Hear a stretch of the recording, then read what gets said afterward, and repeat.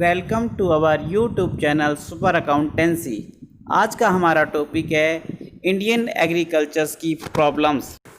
तो आइए Indian agricultures की उन प्रॉब्लम्स को समझने का प्रयास करते हैं जिनकी वजह से आज भी हमारे देश की एग्रीकल्चर कृषि जो है पिछड़ी हुई और स्टैग्नेंट बनी हुई है।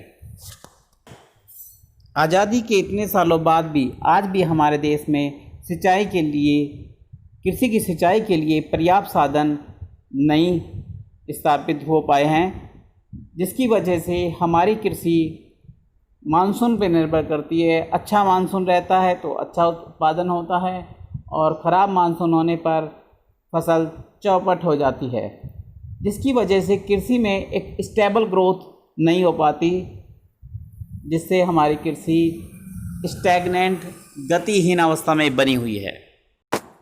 भारतीय किसान गरीब हैं, जिसकी वजह से वो अपने खेतों में इन्वेस्टमेंट नहीं कर पाते।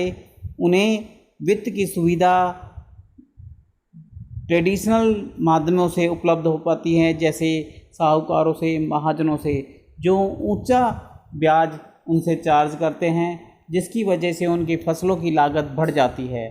आज भी इंडियन फार्मर्स की पहुंच से बैंक बहुत दूर हैं।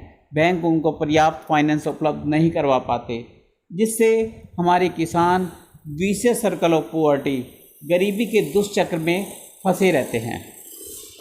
आज भी हमारे किसानों का दृष्टिकोण खेती के प्रति नहीं बदला है। उनका दृष्टिकोण वही पुराने वाला है, जिसमें वो मान कर चलते हैं कि खेती जो है एक खाद्यान्न उपलब्ध कराने वाला माध्यम भर है। वो खेती को एक बिज़नेस के रूप में, प्रॉफिट अर्निंग एक्टिविटी के रूप में नहीं देखते हैं, जिसकी वजह से भी कृषि का विकास नहीं हो पाया है। भारतीय कृषि में जोतों का आकार बहुत छोटा है और इसके साथ साथ ये अलग अलग जगह फैले हुए हैं, जिसकी वजह से किसान मॉडर्न टेक्नोलॉजी यूज़ नहीं कर पाता और उससे उसकी कॉस्ट बढ़ जाती है, जिससे वो गरीबी में ही रह जाता है और कृषि के लिए पर्याप्त विकास के लिए इन्वेस्टमेंट नहीं कर पाता है। भारतीय किसान अधिकतर काश्तकार हैं, यानी कि वो ज़मीन के असली मालिक नहीं हैं। वो किराए पर लेकर ज़मीन पर खेती करते हैं।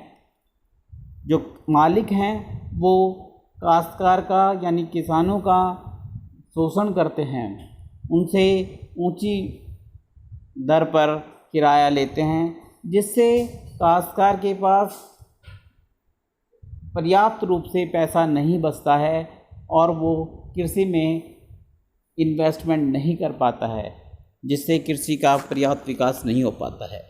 भारत में कृषि बाज़ार का भी पूरी तरह से विकास नहीं हो पाया है, जिसकी वजह से भारतीय किसानों को अपनी उपज, अपने उत्पादन को सस्ते दामों पर बेचना पड़ता है, जिससे उनकी पर्याप्त इनकम नहीं हो पाती।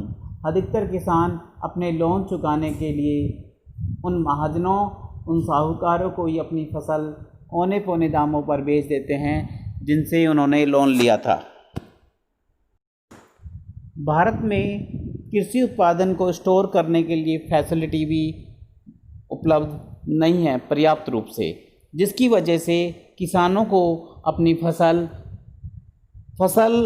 कटाई के तुरंत बाद बेचनी पड़ती है, जिस समय मार्केट में उनकी प्रोडक्ट की सप्लाई ज़्यादा होती है और डिमांड कम होती है। इस वजह से कीमत कम होती है, जिसकी वजह से उन्हें कम कीमत पर ही अपना माल बेचना पड़ता है।